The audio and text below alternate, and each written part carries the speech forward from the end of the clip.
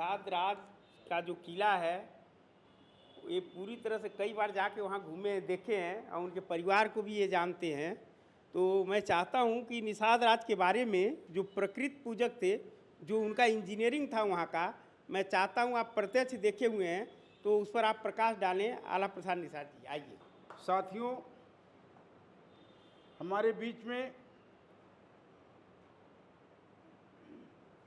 मुंबई की धरती पर मुंबा देवी के संरक्षण प्राप्त इस पावन धरा पर श्रृंगवेरपुर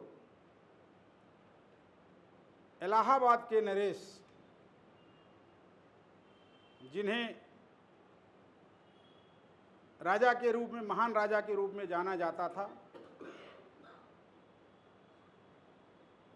इस धरती पर आज उनका जन्म उत्सव जो मनाए जाने का कार्यक्रम रखा गया है। तो इस धरती पर मैं अपने तरफ से, आप सभी साथियों के तरफ से, मैं निषाद राज गुहराज महाराज जी के श्री चरणों में वंदन करता हूँ। तत्पश्चात मैं उनके बारे में मुझे जानकारी देने के लिए आप लोगों के बीच में लाया गया। मैं आप लोगों को बताऊं, 2012 में जब हम लोगों को जानकारी हुई कि श्रृंगवेरपुर में महाराजा निषाद राज गुहराज महाराज जी का किला का अवशेष आज भी देखने को मिल सकता है, तो हम लोग कई बार वहाँ जाने का प्रयास किए और कई बार जाने के प्रयास में ये अक्षरशः सही पाया गया कि वास्तव में आज भी निषाद राज का किला का अवशेष श्रृंगवेरपुर धाम में विराजमान है।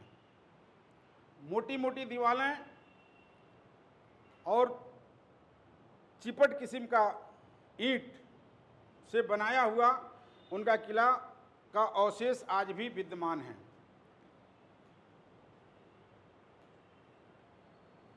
माननीय स्वर्गीय सीताराम निषाद जी और माननीय चौधरी लालता प्रसाद निषाद जी के सतत प्रयास से माननीय स्वर्गीय श्रीमती इंदिरा गांधी जी उसमें पीएम के पद पर पदासीन थी, उनके संज्ञान में बार बार लाया गया और बार बार लाने के बाद जो है उन्होंने उसको सच में परिवर्तित करने का बीड़ा उठाया और उन्होंने खुदाई कराते वक्त उस श्रृंगवेरपुर में 3 बार उनका आगमन हुआ और दुर्भाग्य हमारा था, हमारे समाज का था कि 84 में उनकी हत्या होने के बाद वो जीर्ण शीर्ण अवस्था में आज भी जहाँ पहुँचा था वहीं एंड हो गया।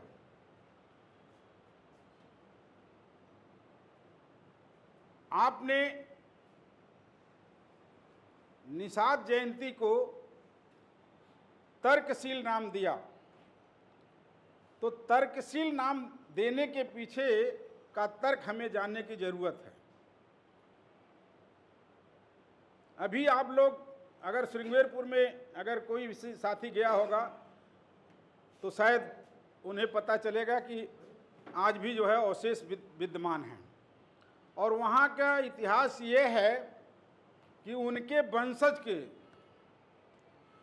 वंशज का एक परिवार आज भी वहाँ दीनहीन दशा में है। बाकी लोगों को तो इधर उधर चले गए, किसी को वहाँ जगह नहीं मिली, पलायन कर गए लोग, लेकिन परिवार का एक व्यक्ति एक परिवार छोटा सा उनका आज भी है और उनकी दीन दशा ऐसी है कि वो श्मशान घाट पर एक छोटी सी गुमती चाय की दुकान रख के वो अपना जीविकोपार्जन करते हैं। हम लोगों ने उन्हें मंचों पर जो है कई बार सम्मानित करने का काम किया, लेकिन उतना हाईलाइट करने का काम नहीं किया, क्योंकि जो प्रताड़ना उनको उनके परिवार के लोगों को मिली थी, उसके वजह से हम लोग ये सोचे कि ज़्यादा हाईलाइट किया जाएगा तो इनके लिए भी कहीं मतलब, क्योंकि पूरी ज़मीन एक्वायर कर ली गई है और पूरी ज़मीन एक्वायर करने के बाद दूर दूर तक जो है निषादों का कहीं वहाँ पड़ाव नहीं है। एक परिवार वही बचा है, वो चूँकि अपने आप को साक्षात निषाद न कह पाए, ऐसी दशा में आज भी जो है वो चाय की दुकान रख के शमशान घाट पर वो अपना जीविकोपार्जन करता है। और उनका इतिहास जो भी है वो हम लोग कम जानते थे, क्योंकि हम पहली बार जो हम लोग इलाहाबाद स्टेशन पर उतरे तो श्रृंगेरपुर के बारे में पूछा गया, तो श्रृंगेरपुर के बारे में किसी को जानकारी नहीं, कोई बताने को तैयार नहीं था। लेकिन जो पता हम लोगों को मिली थी, उस पता के अनुसार हम लोग जो है इलाहाबाद स्टेशन से 20 किलोमीटर दूर कानपुर के रोड पर गए। वहाँ एक बोर्ड, रोड से इस पार से उस पार तक जो है एक पुरातत्व विभाग का एक बोर्ड लगा हुआ है। श्रृंगेरपुर धाम की लंबाई वहाँ से 3 किलोमीटर, मतलब उस मेन रोड को छोड़ के टी रोड है जो 3 किलोमीटर की दूरी पर श्रृंगेर धामपुर का बोर्ड लगा हुआ है। तो वहाँ से हम लोग जो है वहाँ टेम्पू वाले को रिजर्व किया गया, फिर उसके बाद धाम पर गए। तो धाम पर मतलब जो अवशेष है वहाँ पुरातत्व विभाग ने एक बोर्ड लगा रखा है कि जब निषाद राज का शासन हुआ करता था तो प्रजा अत्यंत सुखी रहती थी। आज भी वो बोर्ड देखने को मिलता है, आज भी वो बोर्ड लगा हुआ है। वहाँ हम लोग ब्राह्मण समाज के एक बुजुर्ग ब्राह्मणी से संपर्क किया गया, तो उसके पास निषाद राज का पूरा इतिहास था। तो पूरा इतिहास का चिट्ठा जो उसने रखने का काम किया और काफ़ी जानकारी देने का काम किया। तो हम लोग जो है उसके हिसाब से हर साल हम लोग जो है श्रृंगेरपुर धाम में निषाद राज का कार्यक्रम करना शुरू किए। और वहाँ श्रृंगी ऋषि, जो हमारा इतिहास है, मान लीजिए राजा संगम धाम के नाम से आप लोगों ने संगम का नाम सुना होगा, सभी लोगों ने सुना होगा संगम धाम। राजा संगम निषाद हुआ करते थे, उनके 3 पुत्र थे। 3 पुत्रों में प्रयागराज, तीर्थराज और श्रृंगी ऋषि, ये तीनों भाई थे। लेकिन तीनों के इतिहास को आज के डेट में जिससे ब्राह्मणवादी व्यवस्था जैसे पनप गई, तो तीनों के इतिहास को विलुप्त कर दिया। मतलब निषाद नाम आज आप लोगों ने देखा होगा, माननीय योगी जी की सरकार आई है या बीजेपी की सरकार में, जिस स्टेशन को हम लोग इलाहाबाद के नाम से जानते थे, उसको पुनः उन्होंने प्रयागराज का नाम दिया। आज प्रयागराज के नाम से मतलब स्टेशन फिर से विद्यमान हो गया। ये राजा संगम निषाद थे, लेकिन निषाद सब उनके सामने से हटा दिया गया। संगम नगरी आज भी है। और तीर्थराज निषाद थे, तीर्थ नगरी आज भी है। प्रयागराज निषाद थे, प्रयागराज नगरी आज भी है। श्रृंगी ऋषि थे, श्रृंगी ऋषि का मंदिर आज भी विद्यमान है, ये अभी भी देखा जा सकता है। तो हमारे इतिहास के अतीत में अगर हम लोग जाएंगे तो निषादों के इतिहास के अलावा बाकी किसी के इतिहास का बहुत वर्णन नहीं मिलता है। और निश्चित तौर पर बैकवर्ड SC ST का ही शासन हुआ करता था। मनुवादी व्यवस्था के लोग करताल बजाते हुए भारत में प्रवेश किए थे, भीख मांगते हुए प्रवेश किए थे, और आज पूरे जनमानस को भिखारी बना दिया। क्योंकि जहाँ तक मुझे जानकारी है, देने वाला राजा होता है और लेने वाला भिखारी होता है। लेकिन आज उल्टा हो गया है, देने वाला आज का राजा भिखारी होता जा रहा है और भीख मांगने वाला देश पे कब्जा होता जा रहा है, देश को कब्जा कर लिया। तो मेरे कहने का मतलब कि अभी हमारे बीच में बिंद जी ने बताया, हमारी बहन कुसुम निषाद ने भी संविधान के तरफ हमारा ध्यान आकर्षित करने का काम किया।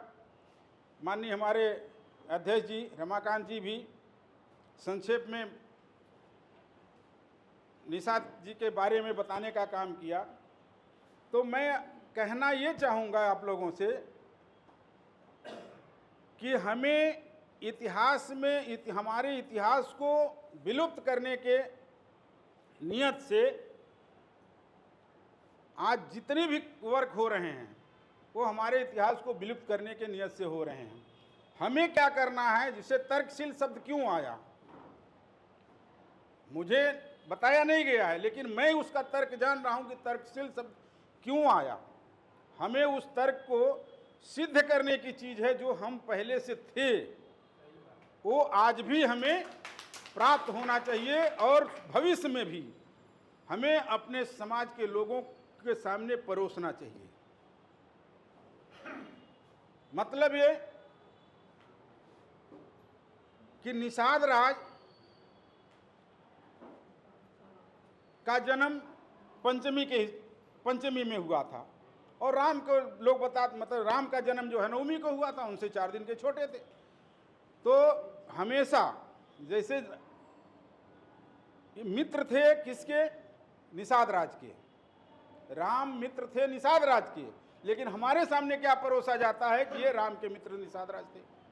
उल्टा किया जाता है और उल्टा करने का नतीजा ये है कि हम दबते जा रहे, हमारा इतिहास विलुप्त होते जा रहा है और राम का इतिहास बृहद होते जा रहा है। जैसे एक उदाहरण के तौर पर मैं आप लोगों के बीच में आपको बताना चाहूँगा कि गोरक्षनाथ का नाम आप लोगों ने सुना होगा, देखा होगा, काफ़ी लोग जानते भी होंगे। हमारे गोरखपुर के साथी तो तमाम बार दर्शन भी किए होंगे। गोरक्षनाथ का इतिहास क्या है? गोरक्षनाथ का इतिहास ये है कि मच्छेंद्रनाथ निषाद जी ने नाथ संप्रदाय का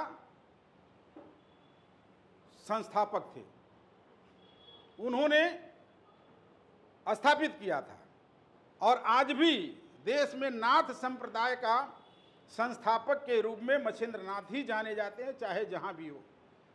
लेकिन उस पर अब मच्छेंद्रनाथ संस्थापक होने के बावजूद भी उनके चेले थे गोरक्षनाथ जी, उनके शिष्य थे। लेकिन मनुवादी सोच के तहत जो है चेले को, जैसे एक कहानी कही जाती है कि गुरु गुरुए रह गए, चेला शक्कर हो गई, ये कहानी कही जाती है। उस हिसाब से गुरु गोरक्षनाथ अब गुरु हो गए गोरक्षनाथ, उनको हाईलाइट कर दिया गया और मच्छेंद्रनाथ का इतिहास दबा दिया गया। यहाँ तक भी आप लोग शायद जानते भी नहीं होंगे या कोई किसी को जानकारी होगी, हो भी सकती है, कि पहले गोरक्षनाथ में मच्छेंद्रनाथ का मूर्ति हुआ करता था। आज के डेट में उनकी मूर्ति भी हटा दी गई है। आज के डेट में उनकी मूर्ति भी हटा दी गई है। सिर्फ और सिर्फ साम्राज्य गोरक्षनाथ का। और दुनिया में आप लोग ये भी जानते होंगे, हमारे तमाम सभी साथी जो है पढ़े लिखे, हम तो मतलब बहुत पढ़े लिखे नहीं हैं, लेकिन हम अपना अनुभव शेयर कर रहे हैं आप लोगों के समक्ष कि ये कहानी हमारे गोरखपुर से ही है और गोरखपुर का शिष्य गोरक्षनाथ का मठाधीश हो गया, मतलब वो नाथ संप्रदाय का मालिक हो गया और मच्छेंद्रनाथ जी को ब्लेम लगा के यहाँ से ब्लेम लगा दिया गया था, इस नाते वो यहाँ से स्वेच्छा से छोड़ के चले गए थे। तो उनकी संपत्ति तो होनी चाहिए ना, लेकिन उस संपत्ति से भी उनका नाम विलुप्त किया जा रहा है। तो हम अपने इतिहास, अपने वंश के इतिहास को अतीत में जाके नहीं जानकारी करेंगे, नहीं। आज मैं कहना चाहूँगा, माफ़ कीजिएगा आप लोग, डॉक्टर संजय के पास कुछ नहीं था। मैं साक्षी हूँ, मैं गवाह हूँ। डॉक्टर संजय शक्ति मुक्ति महासंघ चलाते थे, all India backward and minority welfare mission. 4 लोग उनके साथ हुआ करते थे। चारों लोगों में विवाद हुआ, 3 लोग एक हो गए और इनको आउट कर दिए। उसके बाद इनके डिस्पेंसरी पर पता नहीं, दुर्भाग्य कहिए सौभाग्य कहिए, मैं पहुंच गया और 1 साल तक उनके डिस्पेंसरी पर बैठ के योजना बना के तो हमने राष्ट्रीय निषाद एकता परिषद का गठन करवा के, और पहला कार्यक्रम मैं अपने यहाँ करवाया, जहाँ आज के डेट में जहाँ निषाद चौक बन गया और महाराजा निषाद राज द्वार बन गया है। तो वो तो ऐतिहासिक हो गया। और उसी कार्यक्रम में दूसरे संगठन के लोग, जो पहले से संगठन काम किया करता था, निषाद विकास मंच, और निषाद विकास मंच जो है वो ठाकुर निषाद थे और श्रवण जयी साहब जो है श्रवण कुमार निषाद जी थे। इन्होंने कमेटी के किसी व्यक्ति से कोई जानकारी और कोई मशवरा लिए बगैर जोगी जी के मंच पर जाके घोषणा कर दिए कि निषाद विकास मंच जोगी जी का जो समर्थन करता है। तो उसके वजह से वो विवाद हो गया और 2 फाट में हुआ, निषाद विकास महासभा बन गया। तो निषाद विकास महासभा बन गया।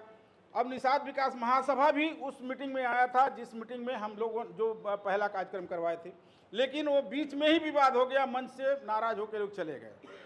लेकिन हम लोग उसको करते रहे और करने का नतीजा, जैसे मैं ये एग्जाम्पल के रूप में इसे इस नाते बता रहा हूँ कि लोग कहते हैं, बुद्धिजीवियों की आज भी मीटिंग होती है मिर्ज़ापुर में, निषाद मंदिर पे बुद्धिजीवियों का आज भी मीटिंग होती है। मैं भी 4-5 बार जो है मैं अटेंड किया हूँ। और निषाद विकास मंच, निषाद विकास महासभा का भी मैं रहता था, हमेशा उनको देता था, मतलब कि हमको गांव, मतलब शहर से गांव में जाना चाहिए, लेकिन नहीं जाते थे लोग। तो एग्जाम्पल के तौर पे मैं ये बात कह रहा हूँ कि लोग कहते थे, जितने बुद्धिजीवी वर्ग के लोग, अपने समाज के लोग थे, उनकी मीटिंग हुआ करती थी निषाद राज मंदिर पर मिर्ज़ापुर। और 4-5 बार मैं भी गया था। हर मीटिंग में उनके जो है तर्कशील, आपने नाम दिया ना, तर्क के आधार पर हर मीटिंग में विवाद हो जाया करता था और बीच में ही मीटिंग खत्म हो जाया करती थी, कोई निष्कर्ष नहीं निकलता था। इनके बात पर वो तर्क, उनके बात पर वो, जैसे मैं बोल रहा हूँ, 2 लोग खड़े होकर हमारा टिप्पणी करने लगेंगे, 2 लोग उधर से ये खड़े होंगे तो वो टिप्पणी, वो खड़ेंगे तो हमेशा वो कभी सक्सेस नहीं हुआ। लेकिन लोग हमेशा कहते थे कि डॉक्टर के पास मूर्खों की फौज है। मैं उसको स्वीकार करता हूँ, मैं भी मूर्ख हूँ, मैं स्वीकार करता हूँ, मैं मूर्ख हूँ। और मैंने शुरू से जो है बैठ के योजना के तहत जो है किया और बना के यहाँ तक पहुँचाने का काम किया। तो मूर्खों की फौज, मैं कई बार मीटिंग में, मिर्ज़ापुर के मीटिंग में मैं कई बार बोला भी कि लोग, आप ही लोग कहते हैं कि डॉक्टर के पास मूर्खों की फौज है। तो आप लोग उदाहरण के तौर पर उसको देखिए, एनालिसिस कीजिए, चिंतन कीजिए कि डॉक्टर संजय के मूर्खों की फौज डॉक्टर संजय को कहाँ पहुँचा दिया। और आप लोग, बुद्धिजीवियों की फौज है आपके पास, बुद्धिजीवियों की फौज आज भी उसी जगह पर है, उससे भी बैक हो गई। तो मैं आप लोगों से इस नाते कहना चाहूँगा कि तर्क के आधार पर बुद्ध भगवान ने कहा था कि किसी भी चीज को आंख मूंद के मानने की जरूरत नहीं है, हर चीज का तर्क होना चाहिए। और तर्क की कसौटी पर कसने के बाद अगर वो सही लगता है तब उसे मानना चाहिए। यानी पहले जानो, पहचानो, सही है तब मानो। लेकिन वहीं मनुवाद क्या कहता है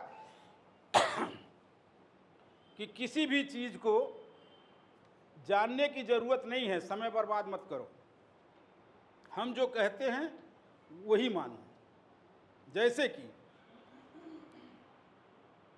कि शादी विवाह में गोबर का गौरी गणेश बनाया जाता है उनके द्वारा, और हम मान लेते हैं, हम जानते हुए भी मानते हैं कि ये गोबर है, फिर भी उसके कहने के अनुसार हम उसे गौरी गणेश कहते हैं, मान लेते, प्रथम देवता मानते हैं। तो प्रथम देवता हमारा जब गोबर होगा, गोबर मीन्स विष्टा, तो जब विष्टा का हमारा देवता होगा तो हमारा कितना भला करेगा। वही चीज आज तक शायद आप लोगों को न भी पता चल पाया हो, वही चीज उनके यहाँ जब होता है तो उनके यहाँ गोबर का गौरी गणेश नहीं बनाया जाता, उनके यहाँ सुपारी का देवता होते हैं। ये आज भी देखा जा सकता है। दूसरी चीज है, इससे ज़्यादा समझ में आएगा कि हमारे बीच में हमारी 2 बहनें हैं और ये मातृशक्ति हैं।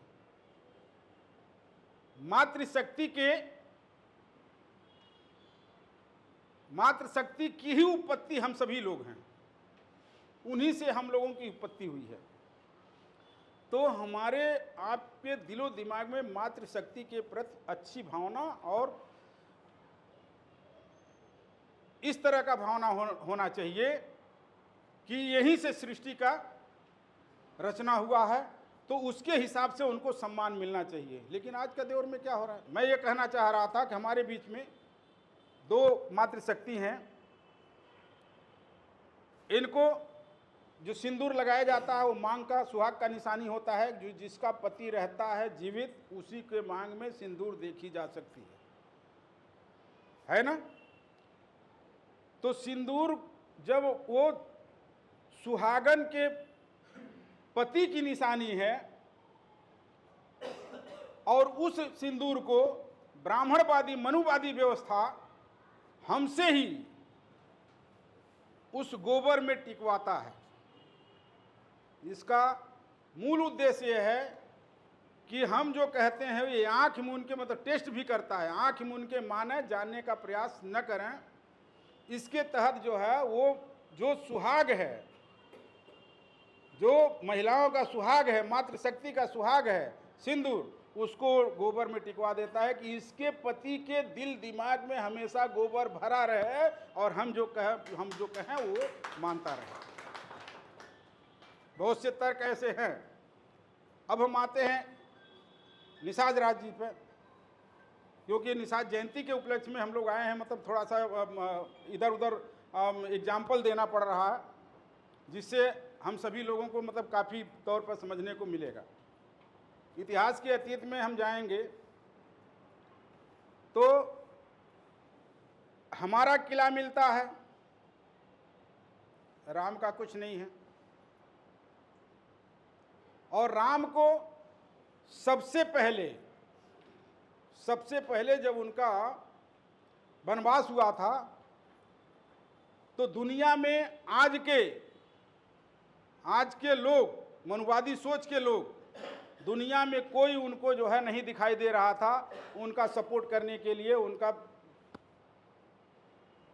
एक ही दिखाई दिया, निषाद राज, क्योंकि वो निषाद राज के मित्र थे। निषाद राज उनके मित्र नहीं थे, निषाद राज के मित्र थे। इस नाते उनको वो चीज़ दिखाई दिया कि हम निषाद राज के यहाँ चलना। जैसे मैं एक बात और तर्क के आधार पर मैं कहना चाहता हूँ, राम कोई भगवान नहीं थे।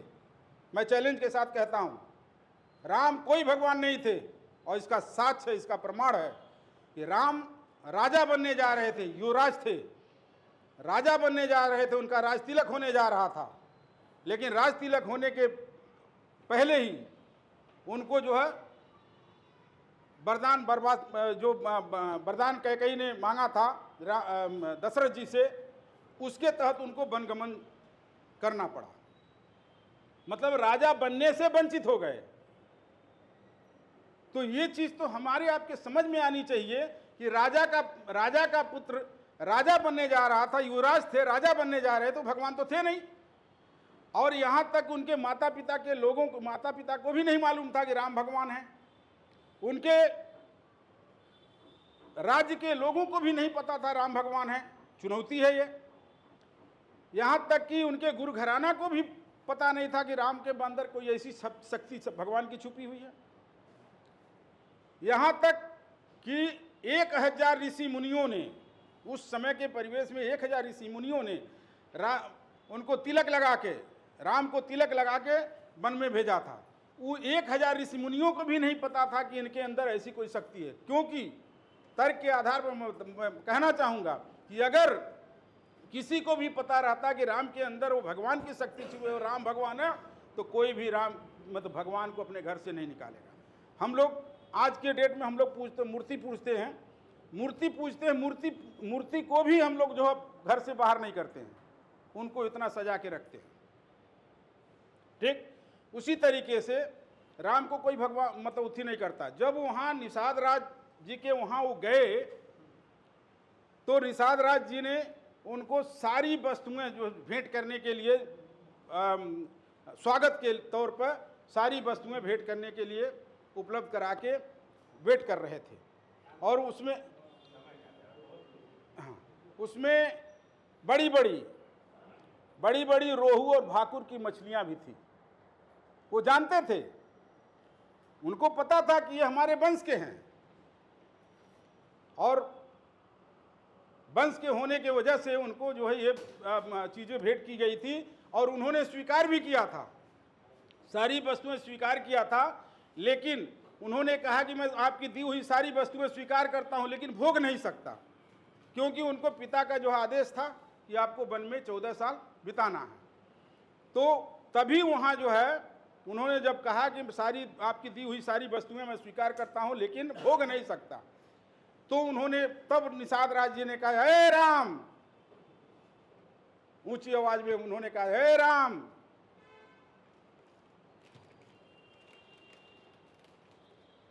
तुम बड़े भाग्यवान हो। पहली बार निषाद राज जी ने उनको भगवान होने की संज्ञा दिया था। तुम बड़े भाग्यवान हो क्योंकि तुम्हें पिता के आज्ञा का पालन करने का सौभाग्य प्राप्त हुआ। इस नाते तुम वनवासी जीवन जीने को, एक राजा का पुत्र वनवासी जीवन जीने के लिए वन में आया है। और मैं आपसे वो करता हूं कि आपके राज्य से मेरा राज्य 4 गुना बड़ा है, आपको कहीं जाने की जरूरत नहीं है। मैं आधा राजपाट आपको दे रहा हूं, यहां राजा बन के रहो। तुम मेरे मित्र हो, इस नाते मैं मित्र की जो है उतना सम्मान करता हूं कि आप अपने देश से निकाले गए हो, हमारे यहाँ आप आधा राजपाट लेके राज करो।